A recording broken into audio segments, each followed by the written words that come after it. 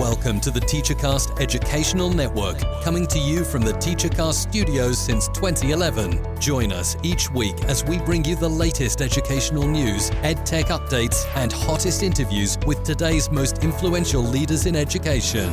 And now for your host, Jeff Bradbury.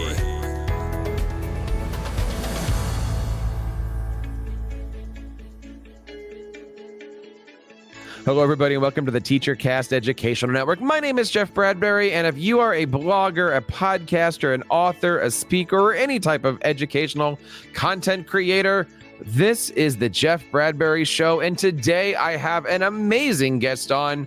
He is a good friend of mine from several Voxer groups and also the COO of the Teach Better group. That is right, I am talking to the one, the only Jeff Gargas today about how the Teach Better team came about.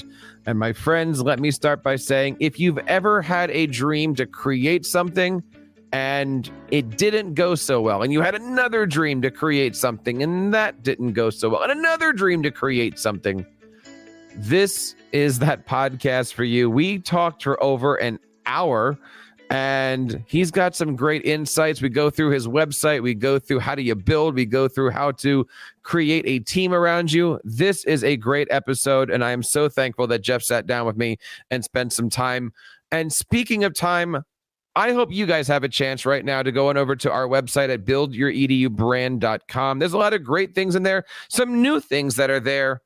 And I am excited to share with you guys that I am now in the middle of writing my first book, all about branding, all about marketing, looking for topics that are going to interest you and help you build your EDU brand. We're going to be taking all of these podcasts and putting them into chapters. We're going to be having our podcast guests come on and do some co-writing on the book as well. If there are topics or chapters in there that you'd like to see in the book, please let me know. You can head over to teachercast.net, hit that contact button. We are writing this book for you to help you build your podcast, for you to build your speaker network, for you to build your presentation deck, and for you to become a better educational content creator. We want to hear from you guys because we want to make the best publication available to you guys and make it happen so that way you guys can build your EDU brand. We're, of course, looking forward to celebrating 10 years of TeacherCast coming up on July 11th, 2011, I should say. 10 years is coming up. What year is it? My goodness, it's been a long time. And I'm so looking forward to having all that stuff. My guest today is an educational podcaster and the COO of the amazing Teach Better Network. I want to bring on today Mr. Jeff Gargas. Jeff, welcome to the Jeff Bradbury Show. How are you today, man? I am awesome, Jeff, man. Appreciate you having me on here. Happy to just be connected and chatting with you, brother. It is so great to have you on. I just got done watching you for 12 hours this past weekend. Part of the Teach Better Network. We're, of course, going to get into that. How did you build it? But you are a pretty amazing dude. If I look at your LinkedIn profile, my friend, the first word here is entrepreneur, author, and then speaker. So, I mean, podcaster didn't even make the top three. Tell us a little bit about Jeff Gargas today.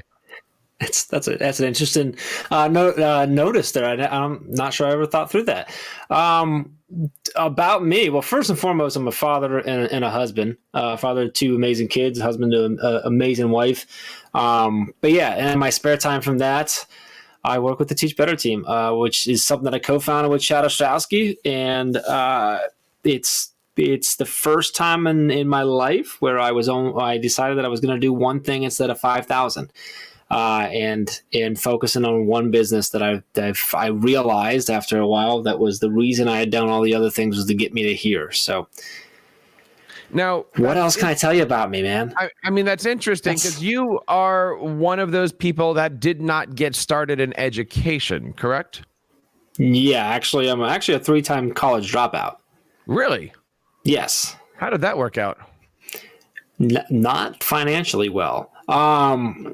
It's actually one of the reasons early on with the team where I started realizing why I had such a passion for it was because the education system. I don't like to say that it didn't work for me because I did well in school. I got good grades and I had an opportunity to go to college and everything like that. But it didn't work for me in the sense of it didn't guide me to where it should have been because it guided me to where at the time, society thought I was supposed to go versus actually nurturing and discovering my actual passions and my actual the things that drive me and the path that I should have went on. And from that, because of that, I went off to college when I shouldn't have been going off to college. And I tried to do the college thing because that's what I was supposed to do, because I was fortunate enough to have a family that could help me do that. And it wasn't the right fit for me. So I went and I struggled. I hated it. I didn't do well at it. I skipped class a lot. I learned how to write late withdrawal papers very, very well. And then eventually dropped out, went back a few years later, dropped out again, went back a few years later, and dropped out again, because in the mix of all of that, I was starting businesses and trying to build and create things. Now, you made college a profession, it seems, and somehow out of dropping out of college 3 times, you became a professor at Kent State. Is that right? Yeah. Two fun stories with that is, one, while I taught at Kent State, every single one of my students had more higher education than I did. And 2, at the time that Kent State was paying me a check as an adjunct professor, I owed them thousands of dollars for tuition that I hadn't paid them. So it was a fun moment. There was 2 different Jeff Gargases in their database. There was the student who they really didn't like, and then there was that adjunct professor that they were okay with. It was just a fun moment in my life. So, did they have the same social security number? They did, but for some reason it wasn't connected to the same accounts in there. It was just I was an adjunct professor. I was in a course about the music industry, and at the time I was running a record label. So I was working with the amazing Eugene. I'm losing his name right now, and I apologize for that. But I was working with an incredible team at Kent State that wanted to bring in. They wanted to start things. There was actually already courses going about the music business, so I fell into that sort of by connections.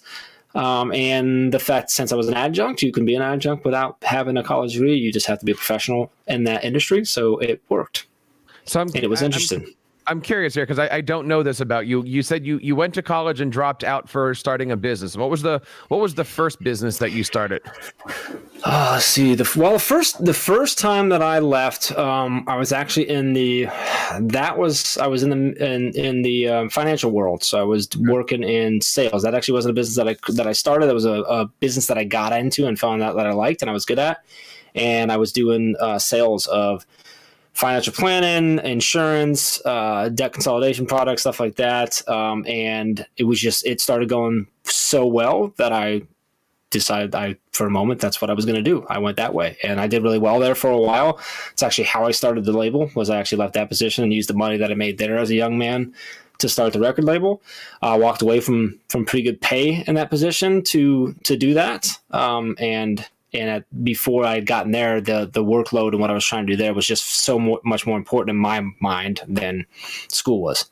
What was the music industry like? Was it hip hop? Was it classical pop? What were you producing? So that's a fun question, because I played in bands. I was a rock guy, so I wrote rock pop type stuff. I thought for sure that I went into the label that I'd probably be producing rock bands, whatever that might be, either alternative rock, grunge rock, whatever you want to call it.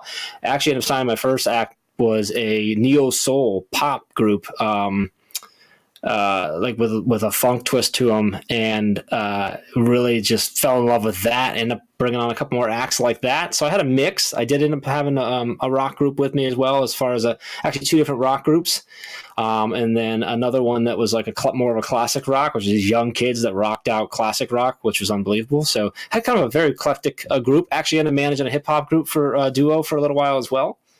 So a little bit of everything, which is how I've always been with music. And so you left music and went back to college for what was the second degree you were chasing? Well, let's see. I got to think back. That was a while ago. So it was when I had a label that I was in school there. So that was actually the second time I'd been back in school. And then I dropped out because the label was doing well.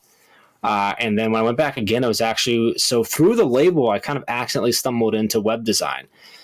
Because as a label, we built all of our own website because we didn't have any money. And our artists didn't have money. So I just learned how to write code and learned how to create websites. And we did that. And through one of my artists who had a connection to a town here in Ohio, they reached out and said, "Hey, we really like your music website. We want to redo our town's website." And he's like, "Hey, this town wants us to redo their website.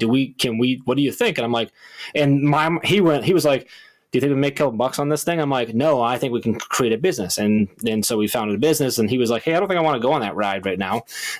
And I'm like, that's all right, I'll take it. And that's how I started the business and ended up forming that into a marketing agency that I did for online marketing.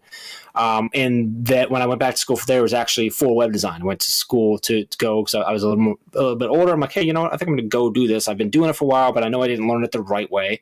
So I'm going to go learn at school. That business started doing well. I really struggled with the fact that I was sitting in a class learning things that I could learn 3 times faster by Googling them. And I realized, I said, you know what? It wasn't that I was young and immature. I just don't learn this way. And that's when I kind of realized, I'm like, oh, because this just isn't meant for me. This isn't how I'm going to learn. This isn't where I'm going to go. And so that was the last time I kind of bowed out. It's interesting that you found that out about yourself and then made a decision on it, to where many people would bang their head against the wall and say, well, I'm stuck. This is the direction I'm heading in. Yeah, I guess for me, I've always I've been really good at pivoting, in a sense of like, if something doesn't work out, I just try something else. I don't know what that is necessarily. So then you go back to college for the 3rd degree. What was where did you? I didn't get any degrees. Let's be real clear about that. I just went back again. The marketing agency's going well. I'm doing well. So we're, helping support my family, and I'm feeling good. And at that point, I'm like, you know what? I don't like the fact that I never finished. It became more a pride thing. I'm like, I'm going to go back. And I actually did go back. I went back online, and was doing well, and actually was enjoying it. Because I was going back for the right reason in my mind. I was going back. I'm like, hey, this is something I want to accomplish, so I'm going to go back and I'm going to get it done. And then we started Teach Better. And reality was, we started this, and I was still doing okay, but I was just struggling to do what I need to do. And at that moment, it was different, because I was like, I made the decision then. I said, hey, I'm not putting the effort that I want into this thing being finishing my college degree. And I kind of stopped, and I'm like, you know what? But like, I don't think I need this. Like, that was the first time where I got to it. I'm like, I don't think I actually need this. I want to do it because I would like to finish it, because it was something I started way back when. It'd be great to finish. And I may still one day, I don't know. But I realized, I'm like, I don't think I need this right now. I don't think the world demands that I have this for what I'm trying to do with my life. And I made a decision. I said, you know what? I'm going to end up, because all the other times I ended on bad terms. I just dropped out, which, just so in case you're wondering, when you drop out of college and then go back, your transcript shows a 0.00. They don't wipe that clean. You have to go make it up from there. When you choose to not continue, it's different, because if I go back now, I go back with my, with all my credits in place and stuff like that. And so I made that decision this time, going, hey, I'm not leaving because I don't care. I'm leaving because I can't put enough into it to make it happen. And this thing has got my passion right now. And so that was 6 years ago. You and I kind of crossed paths on a Voxer conversation. Our good friend Tim Cavey just was on the show, kind of put us in a room, and we started to kind of hit it off here. And, I always looked up to what you were doing, because you are this entrepreneur. I never, ever considered myself to be. I just kind of woke up and said, I'm going to make a podcast. And next thing you know, we're moving on this. Tell me a little bit about Teach Better, because you said you created this after, obviously, colleges and businesses and all these different things. You said you have a co-founder. What was the relationship like? You guys knew each other. You had an idea. You met at a bar. How did this whole thing start? Yeah, so it actually goes back. So Chad Ostrowski is the one who I co-founded with. Chad was actually a drummer in one of the bands that I managed, actually drummer in one of the rock bands that I managed, a band called Sound So Loud from Canton, Ohio. Good band. Chad was the member in that band that did a lot of sort of the business side. So he and I had a lot of interactions in the band. I was managing them. So I built a relationship with them. After the label, after I got to the point where I had to shut down the label, I ended up coaching soccer. And a lot of people also don't know that Chad was actually a very good college goalie, played 4 years of varsity college soccer. And so when I was coaching, I actually coached down closer to where he lives. He lives about a half hour from me. I had him come over and start working with my goalies. And through that, we kind of formed, went from like, hey, we were like, used to be manager, band member. Now we became friends. And then I started the online marketing firm, and he went off and became a teacher. And a few years later, he created something called the Grid Method in his classroom, and it started to show incredible results in his high needs urban environment that he was in with his school, and other teachers in his district started catching on and taking note and trying it and seeing the same results. And he actually reached out to me about doing an ebook. He had a thought. He said, "Hey, I think I'm getting stopped in the halls. I mean, a lot of questions, and I want to share what I'm doing, but I don't have time to stay in the hallway, and it's too much of a concept. So I think maybe if I put it together and put it on a site somewhere, like that'd be good." He had known that I've done ebooks and stuff, so he reached out. And it was funny because at that moment, like, I was kind of in a mode where I was like, the marketing stuff it was okay, but it kind of plateaued, and I'm like, it was rough, and I'm like, I don't think I'm going to do anything anymore. Like, I don't think I'm not starting any more business. If this doesn't work, I'm going to just go get a job in the food industry, hospitality industry, and I'm just going to take that because that'll be stable and be whatever it was. And he called me, left me a voicemail. I called him afterwards. I was driving home. It was dark. It was raining. It was late at night. And I drove around for an hour, maybe an hour and a half in my neighborhood in rain, listened to him tell me about what this new way of teaching had done for him. Not just as like what it had done for his students, but also what it had done for him as not just a teacher, but also as a husband and a father. And I'm like, dude, we need to meet and talk. And I remember I joked, I said, Mike, you're like Michelle Pfeiffer in Dangerous Minds. And he's like, don't ever say that to a teacher, because that movie's so not true. But then I'm like, dude, like I told him, I said, dude, you're going to change the world. I said, that's what I said to him. I said, we have to do more than an ebook. Let's get together. So we met at a BW3s, had some wings, and we started laying out this idea of trying to share this idea out with the world, and off we went. So many of us have these stories. We want to create something. We want to start something. We're not sure where to go. And, if you're out there listening and you're in that position where you have an idea, maybe you and a couple of friends have an idea and you're not quite sure, Jeff is that guy to come out and reach to. Of course, you can find him over at Teach Better. And of course, his Twitter account is Jeff Gargas, JEFFGARGAS. Now, Jeff, let me take you back to that. When you guys were sitting there over that bucket of wings, you're making business plans, you're coming up with ideas, you're writing stuff on a napkin like a bunch of lyrics, you're writing contract. Like what was that first little thing, and where did the words Teach Better come from? Well, first off, I love that you knew that it was a bucket of wings and not like a little plate. I just want to say that. I appreciate that about you. No, so there's no contract signed that day. And actually, Teach Better wasn't what it was. It was, what are we going to call this? And he's like, well, I've been calling it the Grid Method. I bought a bunch of domains. I bought the gridmethod.com. I bought the Ostrowski method.com. I bought ostrowskiteaching.com. Because I'm like, I don't know what we're going to call this thing. And so we landed the Grid Method, because that's what he called it in his classroom. He said, this is what we work on. We work on our grids, and this is what it was. And we sat at that table thinking through, how are we going to do this? And I'm like, well, it was funny because it was supposed to be an ebook, and we didn't write the ebook for 7 months. We created an online course. I said, first thing we're going to do is we're going to start creating a bunch of content. And he's like, what does that mean? I'm like, well, we're going to create an online course. I said, then we're going to create a bunch of blogs and videos to start sharing these ideas with people.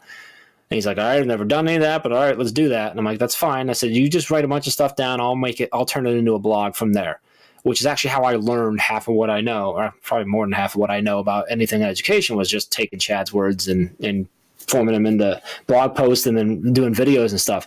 And what I told him then is I said, look, I said, I want to share this. I'm going to literally give it all away for free. And he stopped me. He's like, well, wait a minute, you said we were going to make some money. I said, yeah, we'll make some money down the road. I said, but I want someone to be able to come to our website, take the free course, download some stuff, ask some questions, and be able to go effectively run the Grid Method in his or her classroom without ever paying us a dime. I said, if we do that enough with enough people will want to come work with us, because they'll realize, hey, I can do this without them, but it'll be a lot better if I do it with Chad and Jeff, or it'll be a lot more efficient if I do that. Or I just really like these guys. I'd like to pay them the money that they deserve.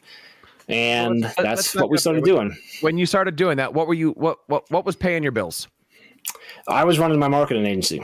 Okay. So I had another business, which is when I look back, I'm like, well, that was weird, because I was literally still trying to build that thing. And Chad was teaching. So that was what it was. We really relied on Chad's massive teacher salary is what it was.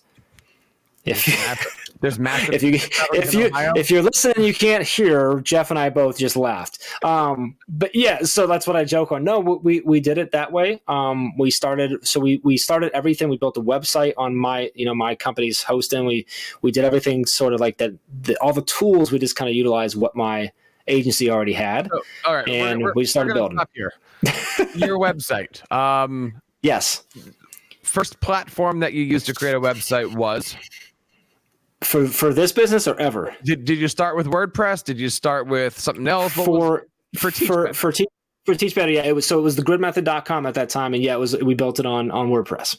And I'm looking at the site now. Obviously, it's changed since the bucket of wings, but right at the top, it does have the traditional, what we now know as the Teach Better logo. Where did that is that coming into the story yet, or has that Teach Better logo been evolved, or where did that logo and maybe the colors and stuff come from? Yeah, so the colors and the diamond itself were originally the Grid Method logo. So originally it was the Grid Method, and then that has stayed the same. It's one of the things that's kind of held, is that when we started to realize that we were more than a grid method, that people were starting to get confused between like, well, wait a minute, is it a grid method thing, or you guys do more than that? Because we did more than that. Because we figured out really quick, we're like, well, not everyone's ready for that shift that the grid method requires. Some people just want to work on how to break down standards. Some people just want to work on standards-based grading. Some people just need to work on some good, management practices and stuff. So we started doing a lot more, and even the people that are starting to do some work with us were like confused on like who we were and what we were and stuff. And to make it even more confusing, the actual LLC is Progressive Mastery Learning LLC, which like no one knows unless they get a check or they have to write us a check, right? So it's like all this confusion, and we're talking, we're like, yeah. And I reflected back and I said, you know what? Since day one, Chad has been saying. He said on the very first day, he's like, I don't want to go into any teacher's classroom and tell them that they're not teaching the right way, because that's not what I believe. He goes, I don't want to tell them how to teach. I just want to say to them like, hey, this helped me teach better. Maybe it can help you teach better. And like he also said, like when he had the worst year of his life, which is when he created the Grid Method, he had come to the decision where he's like, I either have to quit teaching or I got to figure out how to teach better. And so we had been saying teach better, but we didn't realize, and we're like, oh, so maybe it's teach better. And so I remember early on, we looked at Teach Better and looked at teachbetter.com and realized that it was a couple $1,000 to buy. And we're like, well, I guess we're not going to go that route because it's so broad. So then we started working this as Ray had come onto the team and Tiffany was part of the team. And we were trying to figure this out. We're like, all right, like it's time. We need to make this shift. We are more than a grid method now. We're trying to build something different than that right now. I think it's time. We invested in that. In the website, in the domain, and the Teach Better team part came because we were looking at the handles for social media, and Teach Better was taken. And we're like, it's like maybe it was free on one and it was open on one, but wasn't on the other. I'm like, well, they all need to be the same. And I had figured, I'm like, hey, like on the 4 platforms we're looking at, I'm like, Teach Better team's available, and Chad's like, yeah, and like. We're the Teach Better team, but everyone in our community is also the Teach Better team. And we had been together in a room for like 8 hours, and it was like this weird, like, whoa, dude moment. We're like, yeah. And so that's where the Teach Better team kind of came from. And so what we did was just pull that diamond off the grid method, and that was the thing that kind of glued it to the past, I guess, in a sense. And now the diamond has become sort of our thing, right? So like all of our, the podcast network has a diamond, the bloggers have a diamond, the mastermind has a diamond, the speakers network has a diamond. Like, so that's the thing that brings the brand together. You're getting ahead of us here for a couple seconds. That's all right. You bring me back, brother. You're in control here. That's right. Because I mean, so you let me start talking. I'll take us all over the place. So just I'm learning a lot about you here, and I'm learning that we've got some similar thoughts here. Now, when I say that the TeacherCast logo has stayed the same, it pretty much has. It's an apple with a TC, but it's morphed a little bit. Yep. Your diamond, same, morphed, different. What's been because so many people that we talk to over here on the Jeff show is like, all right, I need an identity, and my story is simple. I woke up one day and I had Apple mortar bore CC. I'm very simple, but it works. For 10 years, it works. Your logo, so easy, so identifiable. By the way, on one of my podcasts now, so I'm looking at it every day. Again, is that the original? Did it morph? What was the genesis of that over the last 6 or 7 years here? Yeah, so it's you're making me think back to that, what I love. So the diamond is the same. The difference is the circle. So the circle wasn't there, that encompasses the diamond. That's new and really came about when we started doing multiple diamonds. So the genesis of not the genesis, the morphin of it has been the colors to create the other sort of the communities within our larger community. But yeah, the diamond itself is the same. And the green, your logo colors? Chad light. The bright green. I wish there was something more to it, but there wasn't. I'm like, you had chicken and somebody brought a lime over and you put the lime in the coconut. And that's it was one. There was reasons behind it. He liked that it popped. It's different. But being on, which is mixed with the sort of the black and gray made it easy to then work into other things. But yeah, the green has just stayed. I'm getting used to it. It's I'll be honest with you, and I'll say this on the show. It's kind of weird to look at the bright green hyperlink on a website, but it works. It really works. And when I was building the sites, that was one of my least favorite things in the world was those bright green hyperlinks. I'm not gonna lie to you. It's different, but it stands out, and I really like how it's morphed with the colors, and it's played really well with that aspect of what we do. You have been, and your team, very successful, and we'll get into some of the more recent stuff here, but you had this idea, you've come up with the grid method, teach better, all that stuff. At what point in time did it become serious? At what point in time, I don't want to say profitable yet, but there does come a time where a plan has to be put in place. There does have to be a time where, okay, how do we make money? There has to be a time where you say to your family, yeah, I'm going to quit my job and do this. Or what was the seriousness looking like for you and for others? Yeah. So I think the plan for how we made money was we did that very early on. We knew how we were going to, which was to consult and work with districts, not sell to teachers. We wanted to market to teachers to become trustworthy with them and to share the knowledge with them, because whether we ended up leading to a district or not, we were at least further on our mission of helping teachers help more kids. But we did have, we had a plan. We had a plan for how we would roll things out with districts, how we would run those workshops. Obviously, we were just planning. We hadn't tried it yet. And as far as the moment for me particularly, like when it got serious, Chad and I were visiting this was actually after Chad had already left the classroom, because one of our first big clients that we got forced it where we had to pull him out in order to service them. But we were on a visit, working with some teachers, and we're in a classroom. I want to say, if I remember correctly, a 7th grade history classroom, and Chad and I were just sitting in there, and we sit down. I sit at the desk next to a kid who's just working, and all the kids are all working in different spots and doing their thing. And this was a teacher who had kind of fought the idea for the first half of the year, and then over break apparently went ballistic on his break and created all sorts of grids and laid out his whole second half of the year and was just killing it. He was incredible with zero technology in his classroom. And I'm sitting next to this student. And I lean over and I said, "Hey," I'm like, "Can I ask you a question?" He said, "Yeah." I said, "Do you like the way that Mr. Miller's changed his classroom?" And he said, "Yeah, I really do." And the kid spoke very softly. You could tell he was very shy, had a very noticeable stutter in his voice, and just kind of like was so like nervous to even speak to someone. And I said, "Well, what do you like about it?" He said, "Well, I'm not as smart as," and he named off a kid. He goes, "So I like that I can go slower and that I can try again, because sometimes I need to try again." And he kept saying, "Because I'm not as smart as this," or whatever. And he goes, "And now I don't feel dumb and nobody makes fun of me anymore." Chad and I walked out of the classroom, and I shared that with Chad. Because I'm like, "You need to know what you've done." And I told him, I said, if it all falls apart tomorrow, it was totally worth it.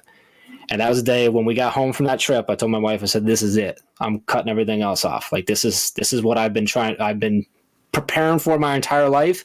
I'm like, "I don't know why this is it, like what made this it, but I'm like, that's it. I'm done." And that's when I made those decisions. I've always had like at least 3, if not multiple more businesses going, like things going that I did to bring in money and that I thought that could be a thing.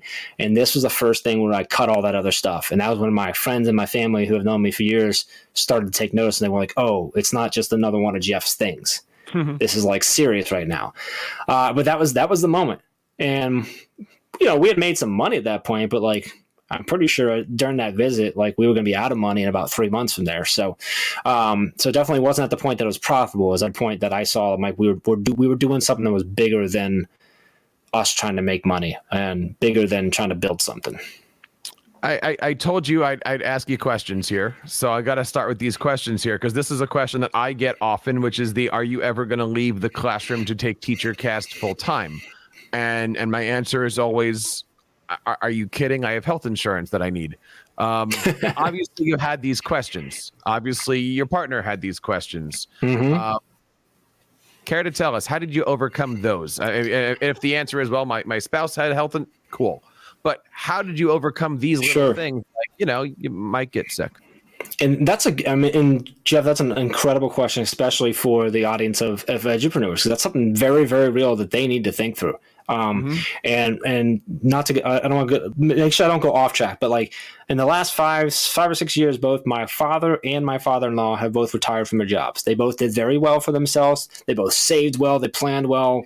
Like hardly any debt, like they were ready to retire better than most people. And I watched both of them, two men who I look up to, struggle for one reason, with one thing and one thing only.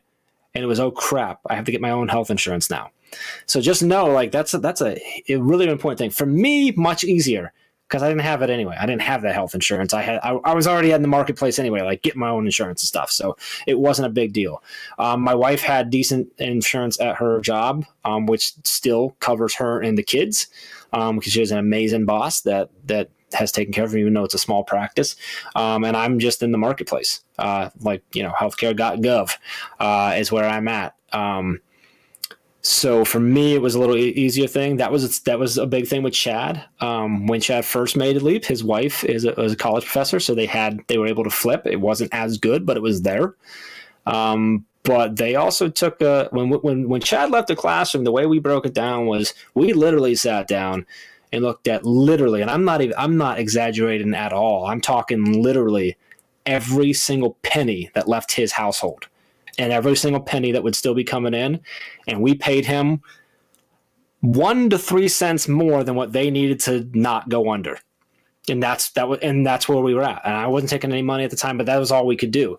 And I remember when we did that, and he spoke to his principal. His principal was awesome. His district was amazing. They were so happy for him, like that they knew the power that was in it. And he came to me and said, "Yep, we're good. Okay, let's go." And I said, "All right, buddy, we've got 6 months till we run out of cash." And he's like, "Whoa. 6 months?" I said, "Yep, 4 months." He's like, "Whoa, you just said 6." I'm like, "Yeah, I know. 3 months and we're out of cash, dude. Let's go." And that's the story I tell. And Chad jokes, like since then we've always been just when we run out of cash. But it was a huge risk for Chad. He took a huge leap. For me, I've left multiple jobs that pay me way more than we pay me now. And I've left the security, but that's me. I don't know if that's because I'm reckless, I don't know, or dumb, or just it just wasn't. I just always kind of figured that out. For Chad, it was a big leap, and I think back to now, I'm like, I don't know what the heck he was thinking, but we took that leap. So, but that was definitely one too. That was the healthcare thing.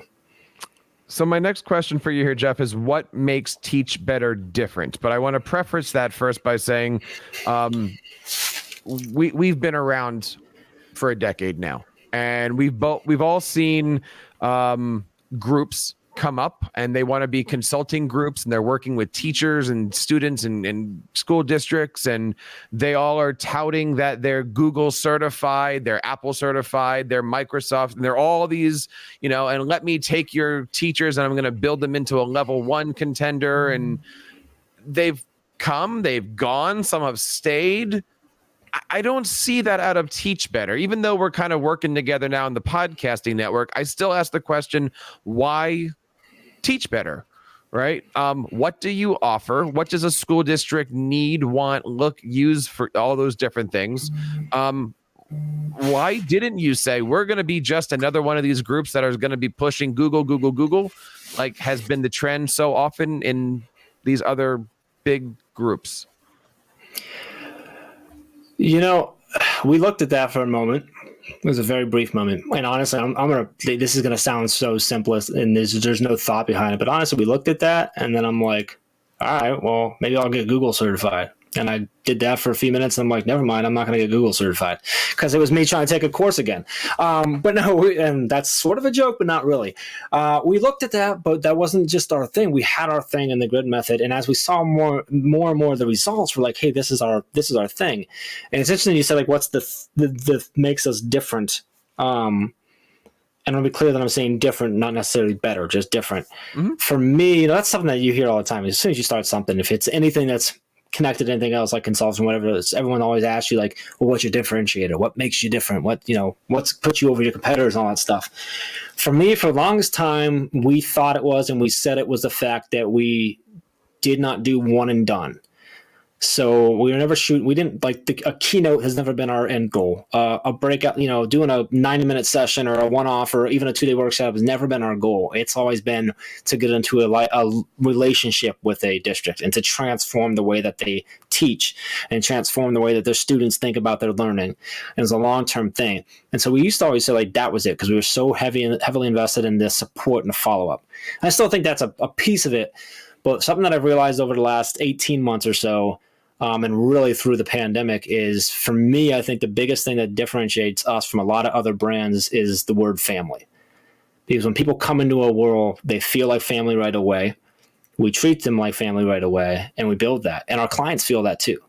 And we become much more than a service provider or a vendor to our clients. We become part of their family, part of their community. And I think that allows us to then do a better job with them, because we understand them better. They understand us better. We're able to play off each other's strength. And, I think that's been one of the big differentiators for us as a brand. Strictly as a consultant piece, I guess it's because, we don't really want to just consult. We want to actually go in there and get nitty gritty with the teachers and figure out exactly what's going on and build it. We don't do cookie cutter stuff. But for me, it all comes back to family. And where did this idea of family come from? I mean, rocky backgrounds for you and others? No, because you so many of these people. And my first question is, you've got a superintendent who's crazy. You got a tech director who's going nuts because of the budget. You got health directors in a school district that are COVID crazy. I don't want to be a part of your family. I just need somebody to teach my teachers. How does this whole thing work? What is the message? What are you selling? So many people out here who are listening to this show, me included, a couple of years ago, I was selling coaching stuff to school districts, and I did it for about a year and a half. It dried out. I don't have that same drive to do that stuff anymore because my life is different. But what are you selling to school districts? How are you selling family? So for me, the difference is that we're not selling, we're not trying. I mean, we are selling consultant services and professional development, but what we're actually building is we're trying to build a brand, not a consulting gig. We're not trying to build a coaching service, although we do coaching. We're not trying to build an online course business, although we have online courses. We're trying to build a brand that is connected with education and that people know that they can go to for all things that they need in education. Now, with that said, yeah, we sell consultant services and training as well. The family thing for me is just kind of how I've always been. I've always been a loyal guy. I've always cherished my friends and family. I've never, ever, ever looked at anyone as competition, which has also caused me a lot of trouble when I'm in positions where I was supposed to be looking at other people as competition, but I just don't. If I'm a consultant and you're a consultant, for me, we're potential partners. Whether it becomes an official partnership or just hey, dude, if you need help, let me know. Which is why this weekend, Ray Hewer, who's our CMO and one of our owners, spent like 12 hours live with us on Saturday. And she spent 8 hours on Sunday after teaching all week and working for us all hours that she wasn't teaching. Spent 6 or 8 hours, I can't remember what it was, on her Sunday working with people that are not part of our team, that are actually that are authors and consultants with other businesses, helping them with their marketing, because we believe that we're all trying to do the same thing. There's plenty of fish out there for us all to work with, and to plenty of money out there for us to all to earn. But for us, it's what we're trying to build as a brand. I keep joking that, like, for me, I want to build a brand that if we wanted to, and for somehow we could connect it, that somehow this help teachers reach more students, that we would put out shoes. Now, when I say that, then my mind gets going. I'm like, oh yeah, like Teach Better kicks, like shoes for teachers who want to teach better. I'm like, well, I'm sure there's something there. We could probably figure out that, like, if we created the soles properly, they would actually make you more comfortable as a teacher, which makes you teach better. But my point of that is, if you build the brand strong enough where people recognize that you're doing it for the right reason, that you're there to help them, they'll buy Teach Better shoes. Sorry, I went all over the place on there. I apologize. No. I want it. I'm here to get it, and I'm here to pull it out of you. One of the things for me that's been a constant for the last 10 years has been what's on the top of my site. It says it's a place for teachers to help other teachers, and everything that I do has always been designed around that, from the podcast to the PD to the way that I run my coaching stuff to the way that we work together in our Voxer group. You, on the other hand, have a slogan on the top of your website that says "Developed by teachers, fueled by passion." Tell me about that. I'm not sure I can explain it any better than that. It's developed by teachers in the sense that everything we did was started by Chad. And one of the things early on that we figured out is that we had to build things and create things from the classroom out versus from the top down, versus from necessarily the research down. It had to be stuff that was tested in the classroom. We had to work with the classroom teachers first in order to do it. And it's the same way when we work with the district. We tell them, no, you have to start with your teachers, not with your admins. It's why we market everything to teachers first, because if you get the teachers in there and they believe in it, it's going to work better all around. It's going to work better for you as a business, but more importantly, it's going to work better for them as teachers and their students. And so for us, it was really important. You know, the majority of our team are all teachers for that very reason, is that we want to build things, create things out of the needs that are happening inside classrooms. And Fuel by Passion is the fact that it's just, we're passionate about what we're doing. And that's what fuels us and keeps us going.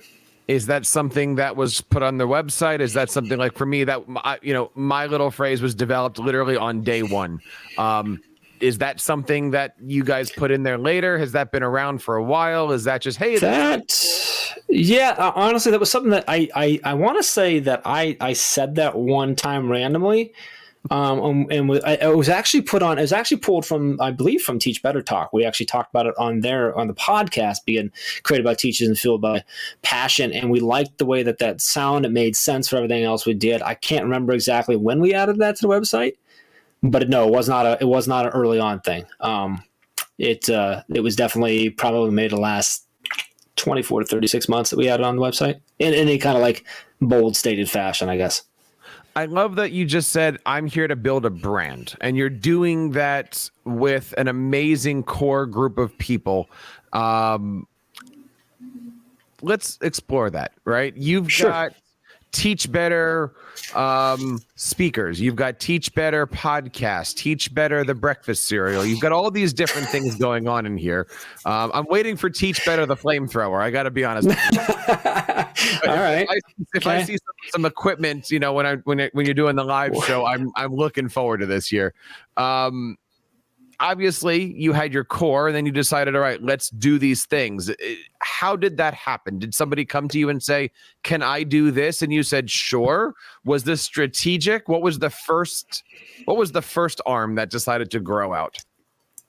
So the first was the speakers. And that was actually me talking with someone who's pretty sought after speaker in education. And I was talking to him because I had some conversations with a couple speakers bureaus that were interested in grabbing either Chad or Ray, or like trying to grab the group or whatever as we were growing. And I was talking to him, trying to figure out, I'm like, hey, I don't like the deals that they're throwing at us. Does this make sense? He works with the bureau. I'm like, what do you think? And he had nothing but awesome things to say about his bureau, but he's like, because I don't think you guys should do that. And I said, why not? He goes, because you guys can just do it with you, like your team. He goes, you guys should be doing that for other people. I'm like, huh. And that just kind of stuck with me for a while, and I kind of let it whatever. But then as we thought about it more and more, I'm like, oh, like, that's interesting. That's kind of like a record label that I used to have and a promotions company that I used to have. I'm like, oh, like, I love doing that. I loved helping musicians chase whatever they were trying to chase. And so we started talking, and we were talking to someone else, and we're like, how can we help you? And they're like, oh, I'm trying to work on this. I'm trying to build, build my brand. I'm trying to, get in more places, trying to do more speaking. And we're like, oh, maybe we can help you there.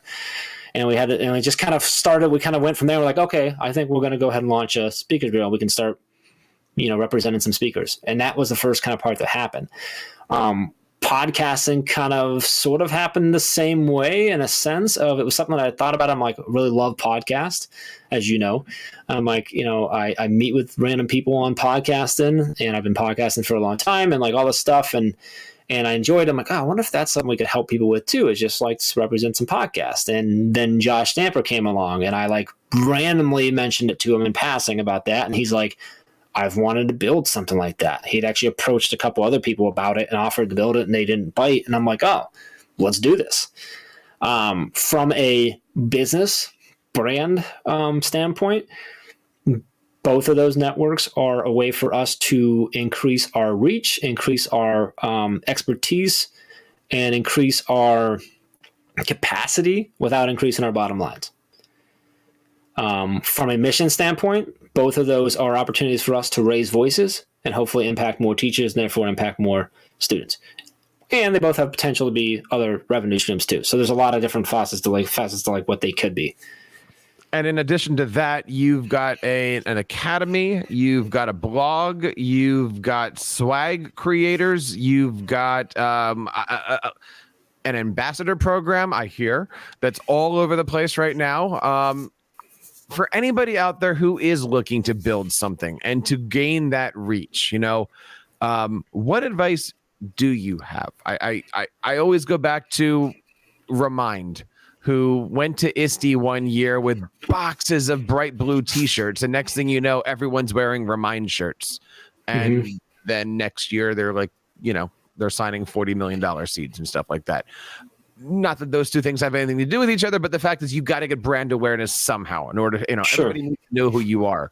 Talk to us a little bit about that philosophy. How is it working? How are you getting your name out there successfully? Let's just say.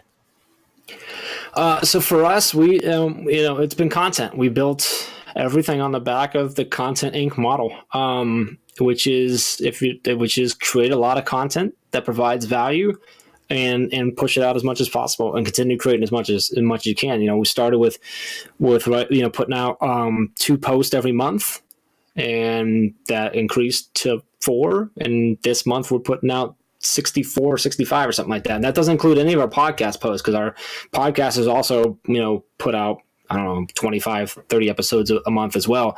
But just written posts, we're going to be at 65 this or 64 this month of April. But that's also taken 6 years to do that. That's so my advice to anyone is kind of twofold. Of one, be patient. 2, take your time and realize that it's going to take a lot of work and a lot of effort, and it's not going to happen right away. And when it does happen, it's probably not going to happen then again. It's going to come up and down. And I like to remind everyone, like I tell a story a lot about how like we wrote that, like we didn't get our first opt-in on and you'll probably appreciate this. We didn't get our first opt-in from our website. So which means someone said, hey, that download or whatever that is, like looks good enough to give you my name and email. We didn't get our first one until month 13, 14. Of Chad and I working day in every single night from 10 p.m., give or take, when the kids went to bed, till 1 or 2 a.m. when we fell asleep, and then getting up, and he was in his classroom and I was trying to build another business to survive. And it took us, I think it was month 14. It might have been 13, whatever, 13, 14. It took a long time. And my favorite part of that, sort of like, guess what? In month 15, it's not like they came roaring in and turned into leads. Now we had generated leads in other ways, and we had business in other means, but like just from that, the content piece, which is what I told Chad was going to work, like took a long time. But that's what it does. It takes a long time. You can speed it up if you want to drop a bunch of money in advertising. But my advice is to take your time and be patient, and to know that it takes a long time to do it. And it takes a lot of work and a lot of effort to do it. But patience is huge in my book. While you're on this topic, let's pause here and talk about some of the back end stuff, because Sure. I recently started putting Ask the Tech Coach content onto the Teach Better website, and I heard this myth that it's a busy website, and I had my co-host Sue put everything together and work with Josh, and I noticed there was a few things in there that I wanted to fix, and then I went in the other day and I'm going, oh, like, I'm sure my content will be up on top because we're new. It was like 3 pages into your WordPress site because of all of this scheduled content that's coming up. That's amazing. I'm so impressed with this. Break this down for me. All right. We're just going to do a couple of rapid fire questions. Tell me what, tell me why, the philosophy. Your website's on WordPress. Why? Who's your host? All that back end stuff. Give me the little, here's the decision to do this. Built on WordPress because that's what I've been building sites on for quite a few years prior to. I built on a bunch of different builders and random things after originally learning how to write code. Built on WordPress because I like the flexibility of it and the ability to expand beyond the basics in the future. Still hosted with GoDaddy. Primary reason for that is because that's who I was hosted with, and it's really a pain to move. With GoDaddy, I like the fact that they've been around for a long time. They're stable, and although it can take you a long time to get to the customer service, it's typically pretty good once you get there. But yeah, hosted with GoDaddy. That's also where we get our domains as well.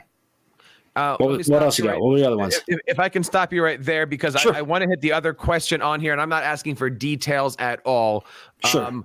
Approximate cost of your hosting. I'm asking because you and I both know people say, I see $299 hosting. Can I go build my website off of that? Thoughts, recommendations. What do you guys look for? Why GoDaddy and not $299? When I first started building WordPress and with GoDaddy it was really, really cheap. I don't know if it was $299, but it was cheap because you didn't need much. So most websites can start off on whatever the lowest plan is. And like I say to GoDaddy, there's a million of them sites out there that do it. I don't know. I can't remember who you host with, Jeff, but there's a ton of sites. There's probably 50 different hosting platforms that I've never heard of that are great, and they have great rates. So for us, we've had to increase based on bandwidth. So, how much traffic has come to the website? How much stuff do you have on there? How many resources and how much resources are you using? Meaning the files that are on there. I mean, you got to remember, every image you put on, every blog image you put on, every character you type in a blog, that's all data that's being used. So you have to have enough where they can not only store it, but also deliver it and put it out fast enough, which is something that we're continuing to work on because the site's not as fast as we want it to be. So where are we at now? We have a dedicated server with them, which you can start off with shared, which is always going to be less expensive. So do that. Honestly, Jeff, I'm not sure I can tell you how much it is. Right. It's a couple $100 that we pay every year. But that's a good number, right? Several $100s. I'm writing the chapter on this part of the book right now. Yeah. You don't go out and, you get what you pay for. Is essentially what you do. You get what you pay for, but I think they're really important for most people that are starting like a blog site, basic coaching site, whatever that might be. You don't need much more than the $299 package. The cheap, I don't want to say cheap. That's not the right word. The inexpensive package, right? You can start off there because then you can grow. That's how they build their business, is for you to grow with them. So, for me, the biggest thing you should look for is the customer service good? Is the user interface good? Do I know how to get in and change my domain or adjust things on the back end? And if that's set, then that's where you should go. I have been a GoDaddy customer in some form for probably going on 20 years at this point. Is that who you host with? You host with them? My domains are there. My website's on podcast websites, but I went from GoDaddy to Bluehost, and then I outgrew that, and I moved over to podcast websites. Gotcha. It's just nice. You mentioned email marketing. Yes. We've talked about this in the past. I'm a ConvertKit guy. Teach Better is being run off of what and why? Active campaign, because we started with MailChimp, outgrew that in a bit, and actually moved to I believe Aweber was from there. Mm-hmm. I think we made a brief stop at ConvertKit in their earlier days, And ended up at ActiveCampaign. Honestly, the why was because they were a young and up and coming company. I liked what they had done and what they were trying to do, and they had a lot of components that were similar to HubSpot. And as an agency owner, I used HubSpot a lot with a lot of my clients. I was a white label with them, and so I really loved their suites, but HubSpot is ridiculously expensive, and we weren't there, and we could do a lot of the same things within ActiveCampaign. Some of those things I'm talking about is like the automation, the easy automation, and multiple lists, and being able to website tracking, and they even have a built-in CRM and all of these things that I wanted, but was too far out of our reach financially. ActiveCampaign had a lower price range, a lower starting range. We were able to get in there, so we've been happy with them. There was some growing pains because they were a new company, and honestly, we stayed because we were there. And I'm like, hey, we have a lot of automations. That'll be a real pain in the butt to transfer over. You know exactly what I'm talking about. Yes. But now, like for the last several years, I've been like, no, I'm so glad that we landed here. I'm really, really happy with them and the growth.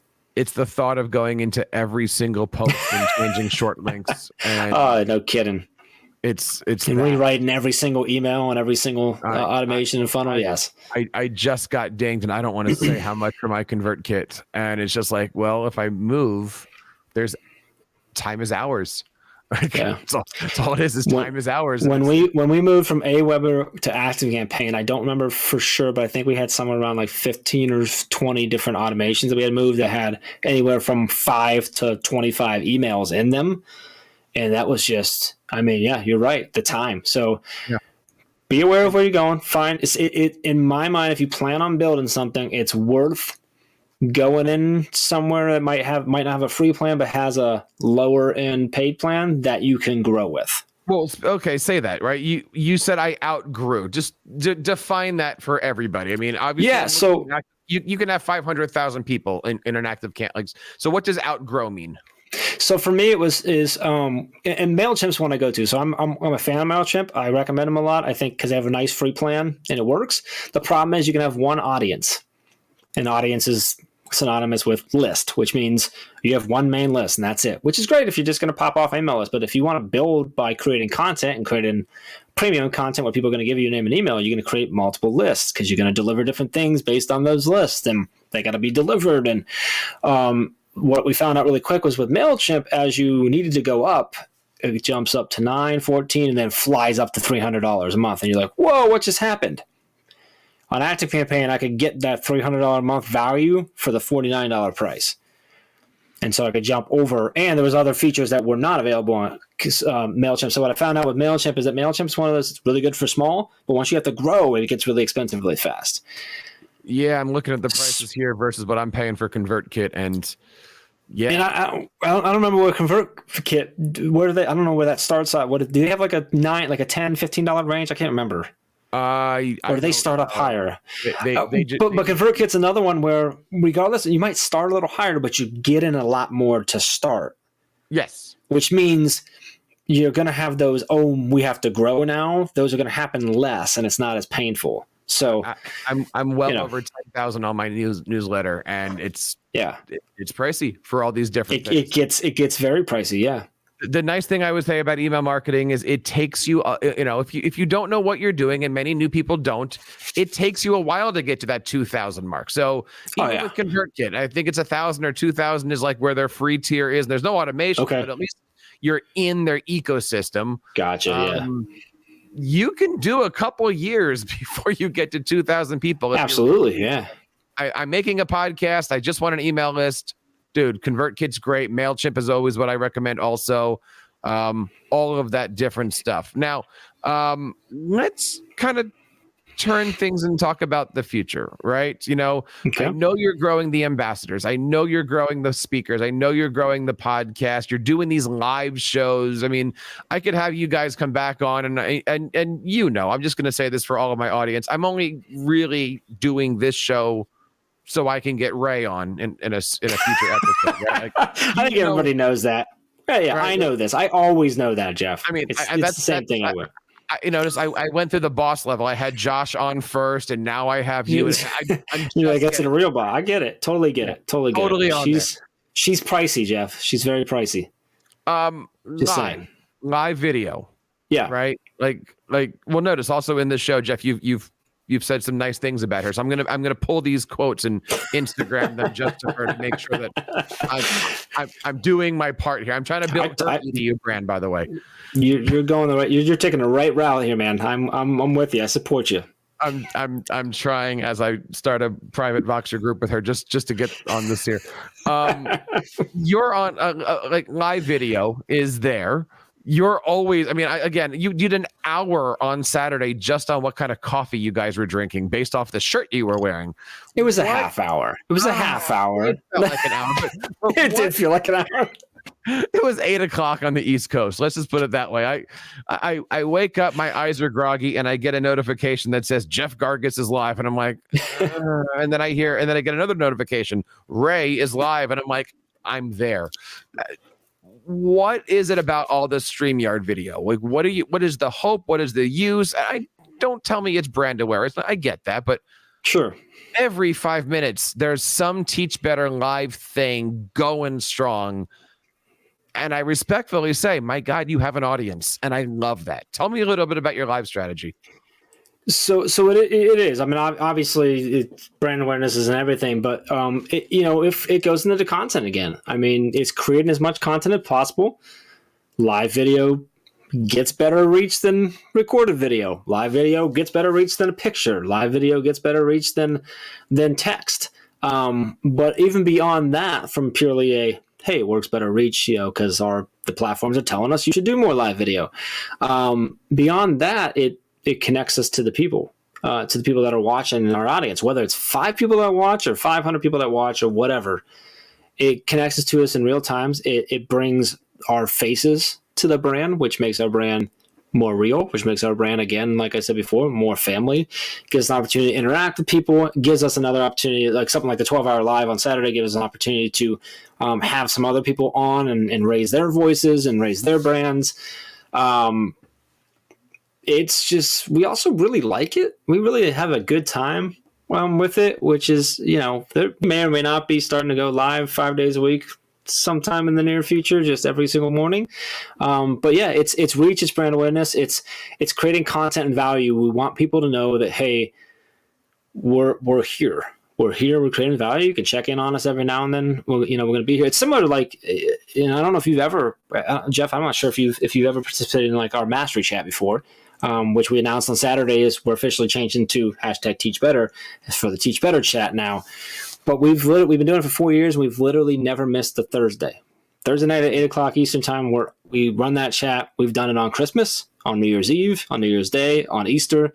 It doesn't matter, because we want people to know that, hey, we're here and we're going to be consistent. We say we're doing a chat, we're going to do a chat every single time. We say we're putting out podcast episodes, we're putting out podcast episodes.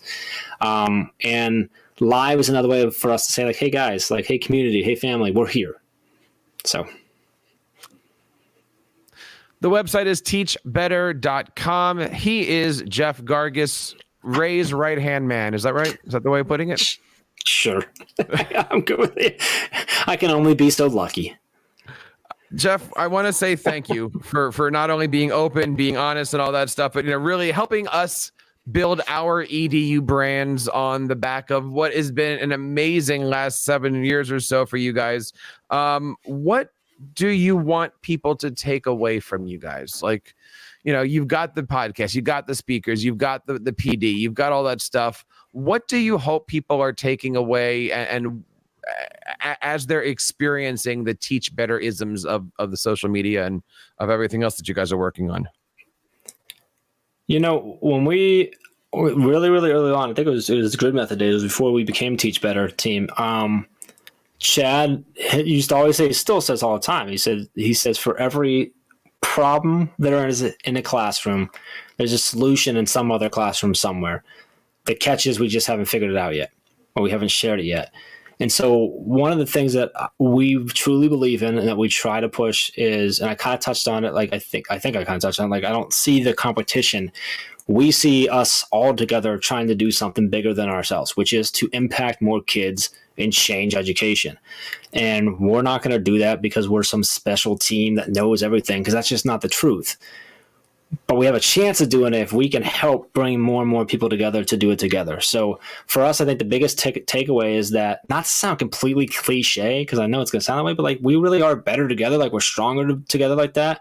And if we come together and we find more ways to support each other and to share value with each other and for the right reasons, like we can make an actual change. We can make an actual impact, and we can actually make a difference.